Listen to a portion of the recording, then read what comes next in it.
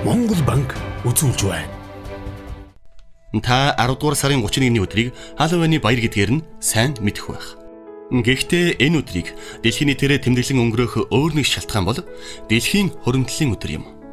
Дэлхийн хуримтлалын өдрийг 1924 оноос хойш тэмдэглэхдээ иргэдэд ирээдүйдээ зориулан хуримтлал бий болгохын ач тусыг сурталчлан таниулах арга хэмжээг банк санхүүгийн байгууллагууд зохион байгуулж иржээ. Манай улс дэлхийн хуримтлалын өдрийг тэмдэглээд 100 орчим жил болж байна. Энэ үйл явдлыг тохиолдуулан бид 10 дугаар сарын 31-ний өмнөх 7 хоног эсвэл сарын турш хуримтлалын ач холбогдлыг сурталчлах, үүнд хүмүүсийн анхаарлыг хандуулах үйл ажиллагааг зохион байгуулдаг юм. Харин хүмүүс хадгаламжийн данс шинээр нээлгэх, хуримтлалд их хэмжээний мөнгө хийх зэргээр тэмдэглэн өнгөрөөдөг. Мөн бид хүүхдүүдэд багаас нь хуримтлалын ач холбогдлыг ойлгуулж өгдөг учраас тэдний хувьд энэ өдөр мөнгөний гахаандах мөнгө дансандаа хийхээр явах нь онцгой үйл явдал болдог юм. Германд хүүхэд төрсний дараа хадгаламжийн банкнаас эцэг эхэд нь данс нэг санал ирдэг. Ингэснээр хүүхэд төрсөн даруйд өөр ингэсэн данстай болж банк цаашдаа насных нь онцлогт таарсан бүтээгдэхүүнийг санал болгож явдаг юм. Дэлхийн хуримтлалын өдөрт зориулж банкуд урамшуулал болгож тухайн өдөр шинээр хадгаламж нээлгсэн хүмүүст нэг хувийн хүүг нэмж бэлгэлдэг юм. Монгол улсын хувьд банкуудын хадгаламжийн хүүгийн хэмжээ нь төв банкны тогтоосноос өндөр байдгийг би ажигласан. Энэ нь хүмүүст хадгаламж нээж мөнгөө хуримтлуулахад таатай нөхцөл болж байгаа юм. Босод улс орны иргэдийн хувьд мөнгөө хуримтлуулах нь амьдралын зуршил нь болсон байдаг.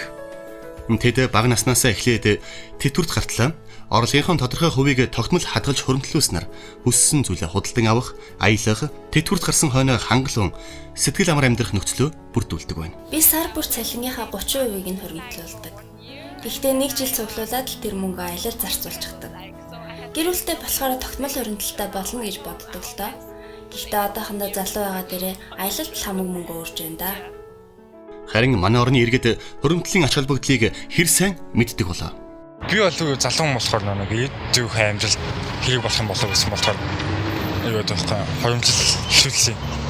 Ирээдүйд сурах их сургуулийнхаа төлбөрт зарцуулна гэж бодож байгаа. Тэгээ одоохондоо би хуримтлал яг хийж байгаа. Би компьютер авах гээд явж байгаа. Хуримтлалаа хийдэг компьютер авах төлөө хуримтлаж байгаа. Амьдралд янз бүрийн гинти зүйл гарч байна. Бас төлөвлөсөн юмнууд байна. Дэрэн дээр зориулж яадаг. Өөрийнхөө хүссэн зүйлээ эсвэл авах эсвэл тэр тогсон хэмжээндээ хүрэх хүслээ улам их өсгөнө. Манай орны хувьд хуримтлалын өдрийг энэ жилээс өргөнөөр тэмдэглэн эхэлж байна. Хуримтлалын өдрийг тэмдэглэдэг улс орн бүр үндэсний хуримтлалын бэлэг тэмдэгтэй байдаг бол Монгол улс энэ жил өөрийн гэсэн бэлэг тэмдэгтэй боллоо. Орлого ихтэй болсон үедээ л хуримтлуулж эхэлнэ. Тэрнээс өмнө хуримтлуулах боломжгүй гэсэн буруу бодол бидний дунд өргөн дэлгэрсэн байдаг. Яг л хүний хөдөлмөрийг үнэлдэг болсон цагтл хуримтлал үүсэж шин. Манай чин соёлын хөөсийн доогоор яаж хуримтлав? Боломжгүй. Одоо манай нөхцөлд бол боломжгүй шүү дээ. Дуслыг хураавал талаа гэдэгчлэн өнөөдрөөс хуримтлуулж эхэлцгээе.